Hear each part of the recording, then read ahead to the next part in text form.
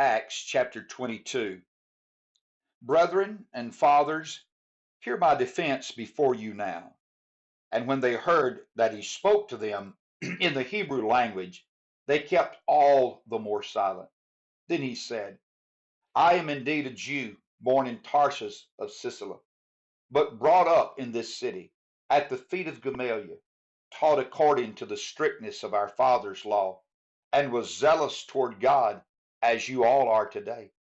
I persecuted this way to the death, binding and delivering into prisons both men and women, as also the high priest bears me witness, and all the council of the elders, from whom I also received letters to the brethren, and went to Damascus to bring in chains even those who were there to Jerusalem to be punished.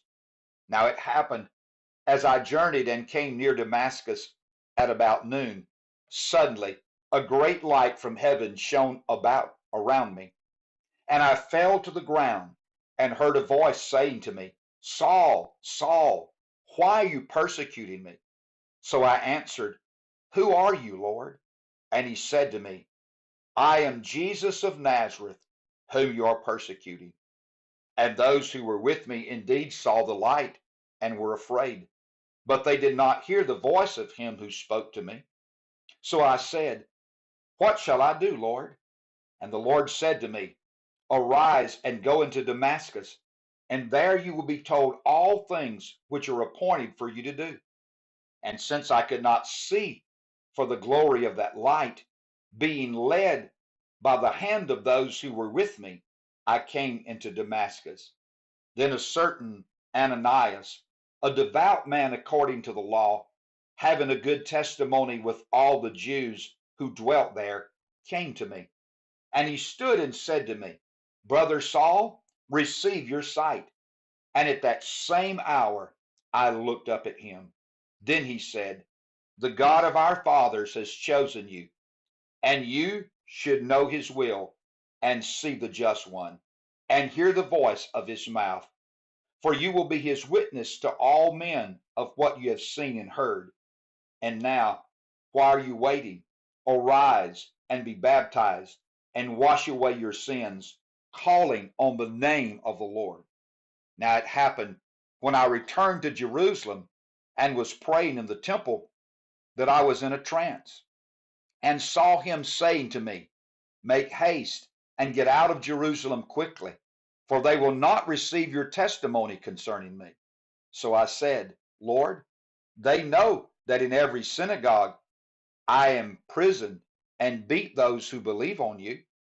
And when the blood of your martyr Stephen was shed, I was also standing by consenting to his death and guarding the clothes of those who were killing him. Then he said to me, Depart, for I will send you far from here to the Gentiles.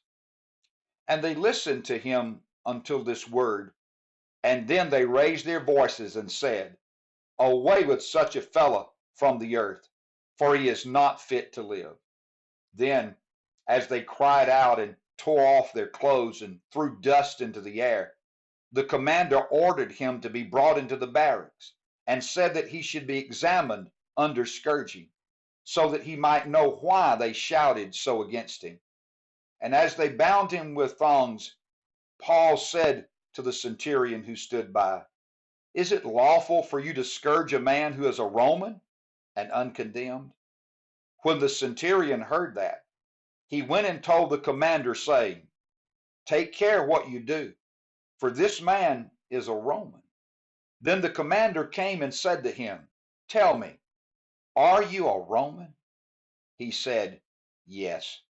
The commander answered, With a large sum I obtained this citizenship. And Paul said, But I was born a citizen. Then immediately those who were about to examine him withdrew from him. And the commander was also afraid after he found out that he was a Roman, and because he had bound him. The next day, because he wanted to know for certain why he was accused by the Jews, he released him from his bonds and commanded the chief priest and all their council to appear, and brought Paul down and set him before them.